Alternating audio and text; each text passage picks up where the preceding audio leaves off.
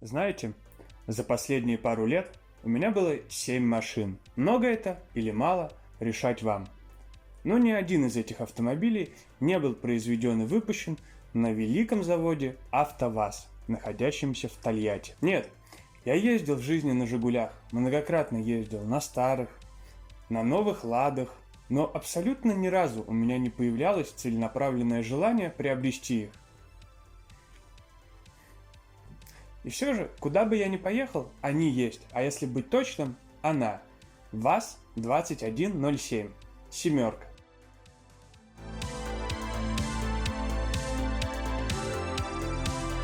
На парковке, во дворе, у магазина, да куда бы вы ни поехали, особенно если вы живете не в Москве или в Санкт-Петербурге, а в настоящей России, вы абсолютно точно встретите 1, 2, 5, 10, 50 тех самых семерок.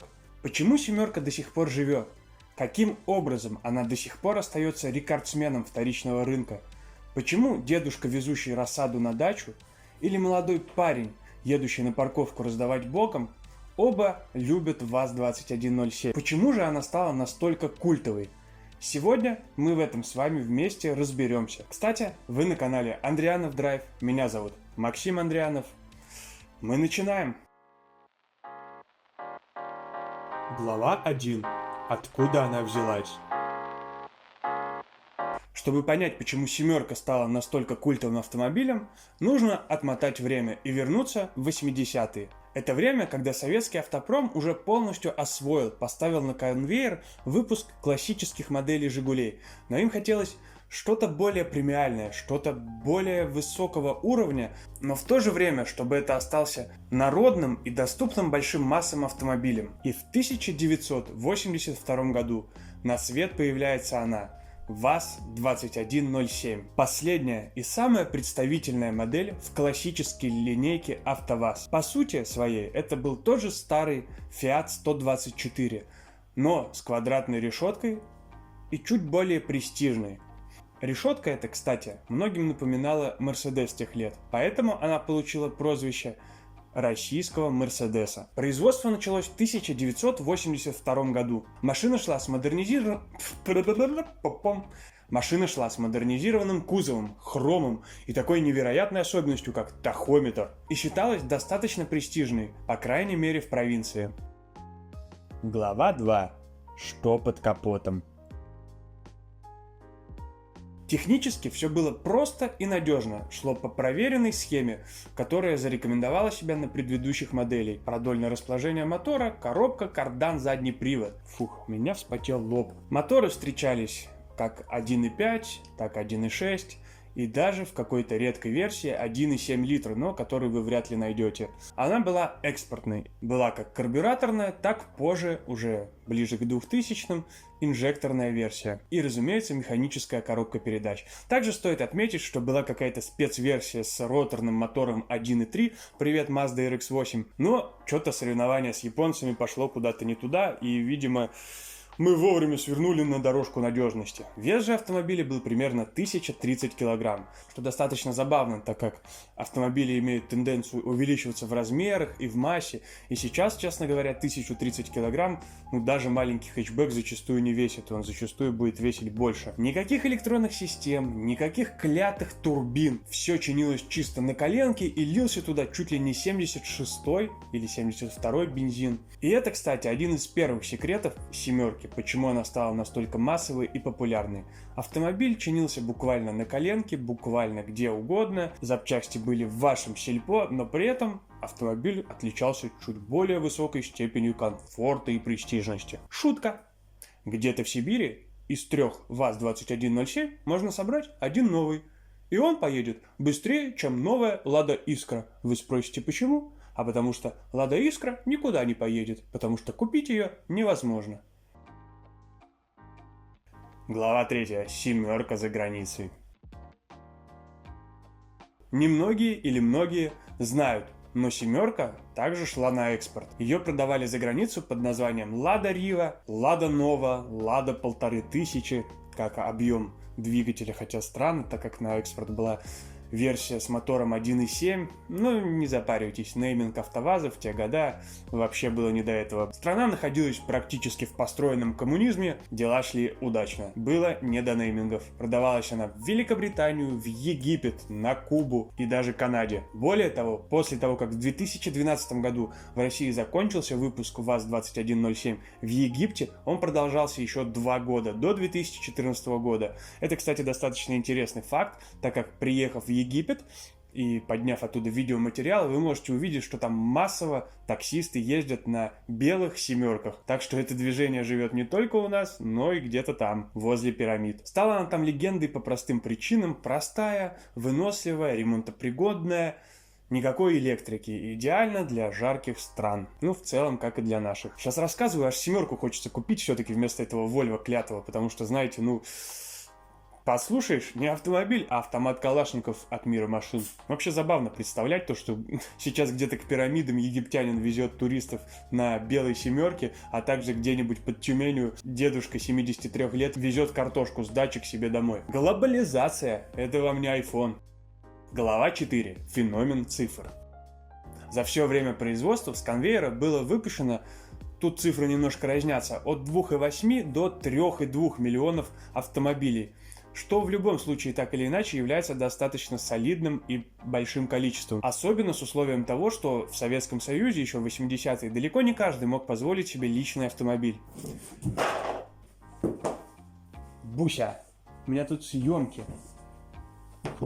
И вот интересный факт. Спустя столько лет после снятия с конвейера, спустя столько лет с момента начала производства этого автомобиля, семерка по сей день, по 2025 год, остается лидером вторичного рынка автомобилей в России. Последние сводки информационные, которые у меня есть, это, допустим, точные, подтвержденные, это за 2024 год. Например, за 8 месяцев 2024 года было продано 87 тысяч машин. За август 2024 года 12 800 машин, что во многом обходит большинство своих конкурентов на вторичном рынке. Сейчас на учете в России числится примерно 1 миллион 750 тысяч семерок. Ни одна другая модель АвтоВАЗа не может похвастаться такой живучестью. ВАЗ-2107 это, наверное, одна из немногих автомобилей, которые, возможно, пережили своих первых владельцев и при этом все еще ездят. Правда, зачастую под пацанами, на парковках зимой, но ездят.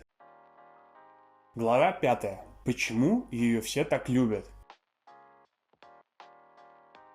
Исследовав эти ваши интернеты, я выделил 4 определенных пункта, за что все-таки ее так любят. И, возможно, в скором времени мне тоже нужно прикоснуться к этому величию. Первый пункт, конечно же, простота и ремонтопригодность. Тут уж говорить нечего, действительно. Восьмиклоп, обычная жиковская коробка, которая, я так понимаю, была как и 4, так и 5-ступенчатая. Там уж либо карп, либо инжектор. Как это я многократно видел, все это прекрасно шьется на январь, тюнингуется, меняются валы, делается злой выхлоп, что только нельзя сделать на январе семеркой, на инжекторной, насколько я понимаю, правда, но это невелика проблема. Второй пункт, который 100% для многих является определяющим, это ее доступность. В 2025 году, то есть сейчас, зайдя на доски объявлений различных сайтов, мы можем с вами увидеть тот факт, что можно купить вживую, на документах, машину, условно, да, живую, за 100 тысяч рублей. Полностью исправный, в хорошем состоянии кузова и так далее автомобиль за что-то около 200-250. И, конечно же, многие скажут, что лучше купить за эти деньги иномарку, в том числе я.